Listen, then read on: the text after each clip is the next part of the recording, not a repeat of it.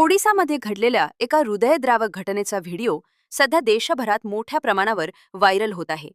या व्हिडिओमध्ये एका आदिवासी व्यक्तीने आपल्या मृत्यू झालेल्या बहिणीचा सांगाडा खांद्यावर घेऊन बँकेत जाताना दिसत आहे.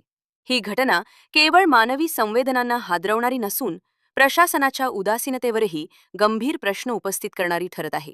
मिळालेल्या माहितीनुसार संबंधित व्यक्तीला आपल्या बहिणीच्या नावावर असलेले काही आर्थिक व्यवहार पूर्ण करण्यासाठी बँकेत उपस्थित राहणे आवश्यक होते. मात्र आवश्यक कागदपत्रे आणि ओळख सिद्ध करण्यासाठी त्याच्याकडे कोणतेही साधन नसल्याने त्याने थेट बहिणीचा सांगाडाच पुरावा म्हणून बँकेत नेण्याचा निर्णय घेतला. हा प्रकार पाहून बँकेत उपस्थित असलेले कर्मचारी आणि नागरिकही स्तब्ध झाले.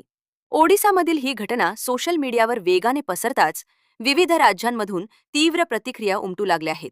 अनेकांनी प्रशासनाच्या यंत्रणांवर टीका करत आदिवासी भागातील मूलभूत सुविधांच्या अभावाकडे लक्ष वेधले आहे. ही घटना केवळ एक प्रशासकीय अंतराचे जिवंत उदाहरण आहे. या घटनेनंतर संबंधित अधिकाऱ्यांनी चौकशी सुरू केल्याची माहिती मिळत असली तरीही अशा प्रकारची वेळ कोणावरही येऊ नये हीच सर्वसामान्यांची अपेक्षा आहे.